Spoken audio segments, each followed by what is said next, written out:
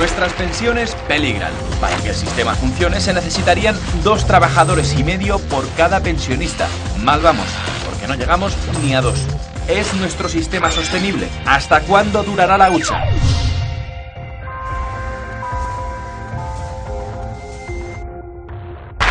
Doce y media de la noche y vamos a hablar de algo que seguro les interesa, su bolsillo. Es fin de año y toca recalcular lo que van a recibir en sus pensiones, pero también cuánto va a costar eso a las arcas públicas. Para eso tenemos a nuestro especialista en pensiones, José Ignacio Conde Ruiz. ¿Qué tal, José Ignacio? Muy buenas noches. Economista, por supuesto, autor de este libro interesante, didáctico, ¿Qué será de mi pensión?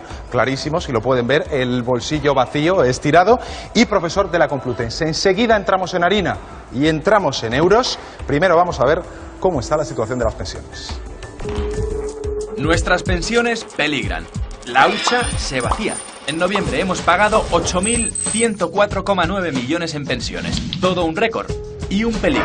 Cada día ingresamos menos y gastamos más. Pero, ¿a qué se debe esto?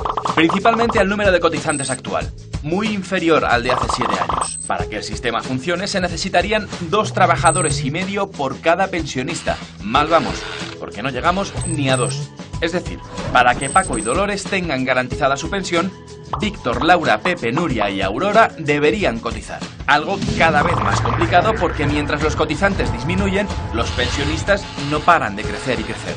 ¿Y por qué? Porque la pirámide de población se ha invertido. Culpable, la esperanza de vida.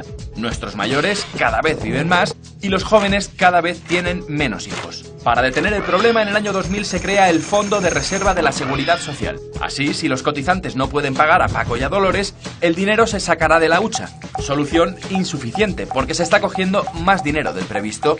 A este ritmo, sus fondos podrían agotarse para 2020. Ahora, tras elevar la edad de jubilación, aumentar los años de cotización y endurecer los requisitos para jubilarse anticipadamente, ¿qué es lo que va a pasar con las pensiones de Paco y Dolores? ¿Es nuestro sistema sostenible? ¿Hasta cuándo durará la hucha? ¿Cómo podemos garantizar las jubilaciones de Paco, Dolores, Alberto, Aida, Carmen, Jesús?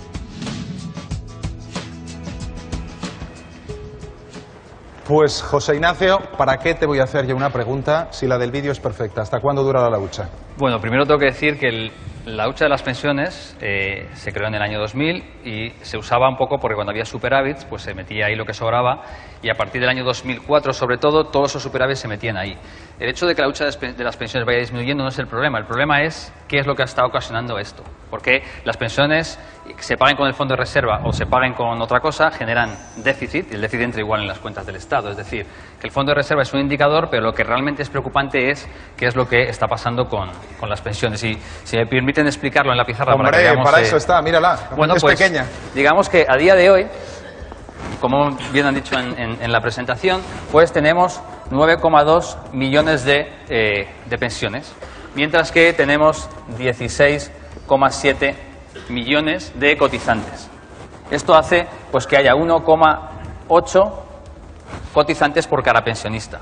En el año 2007 teníamos 8. Justo antes de que empezara la crisis. Justo antes de la crisis, 8,3 millones de pensionistas, es decir, 1 millón menos, pero teníamos 19,2 millones de cotizantes. Por lo tanto, el ratio era 2,3 cotizantes por cada pensionista. En el año 2007 el fondo de reserva se acumulaba porque sobraba dinero, por así decir. ¿Qué ha ocurrido? Vemos que aquí hay un proceso que es el envejecimiento. Aquí está la cifra completa, sí. 9.270.942 exactamente, que tampoco te voy a pedir que la escribas entera. Y digamos que lo que ha ocurrido es que con la crisis económica pues hemos perdido trabajadores y por lo tanto el sistema ha empezado a entrar en déficit y por lo tanto lo que vemos es que hemos empezado a consumir del fondo de reserva. Si miramos ahora lo que ha pasado con la pensión media, que creo que teníamos preparada. Aquí llega. La pensión media ha ido subiendo, del año 2004 eran 654, ahora son 1.000 euros. ¿Y esto por qué ocurre? Ocurre porque las personas que se jubilan ahora tienen pensiones más altas de las que están falleciendo. Vemos cómo, va subiendo proporcionalmente cada vez más hasta que llega la crisis y ahí es la pensión media. Cada vez baja menos, o sea, cada vez sube menos. Bueno, digamos que esta es la pensión media, la pensión de la media del sistema y por lo tanto lo que está ocurriendo por aquí principalmente es que las altas, que son los nuevos entrantes al sistema, tienen pensiones más altas porque tienen salarios más altos que los que se van.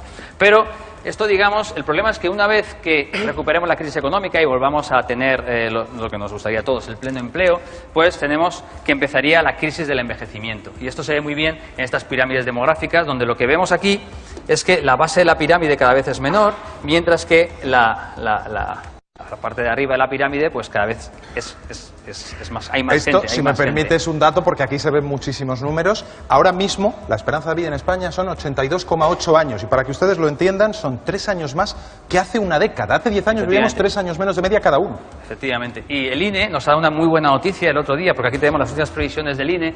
El INE lo que nos ha dicho es que la esperanza de vida a partir de los 67 años, es decir, una vez que cumple los 67 años, hoy, en el año 2014, es el 86,5 años. O sea, la gente que cumple 67 años, la esperanza de vida es 86,5, las mujeres más, los hombres menos, pero en el 2050 nos ha dicho que va a ser 92,5 años. Es decir, según el INE, la esperanza de vida va a seguir aumentando. ¿Y esto por qué ocurre? Porque lo que está pasando es que la mortalidad a los 70 y 80 años, la mortalidad ha caído mucho. Esto es una muy buena noticia. Pero claro, esto... Si ahora nos preguntamos, ¿y cómo va a ser la sociedad española en el año 2050? Pues si repartimos la población entre menores de 15 años, entre, digamos, 16 y 64 años y mayores de 65 años, pues yo sé que los menores de 15 años van a caer en 2 millones de personas. Los mayores de 65 años van a aumentar en 8 millones de personas, mientras que los trabajadores van a caer en 8,5 millones. Bueno, con estas cifras uno puede entender que estos ratios que estamos viendo aquí, 1,8, aunque mejoren un pelín cuando superemos la crisis, sabemos que se va a aproximar mucho a lo que sería el ratio de 1. Es decir, un pensionista por cada jubilado. Por cada jubilado, salvo que por cada persona mayor de 65 años. Entonces yo creo que el problema demográfico está ahí, y lo que habría que hacer sería un poco adaptar el sistema de pensiones a esta nueva realidad demográfica, que es la que tenemos. E incentivar la natalidad.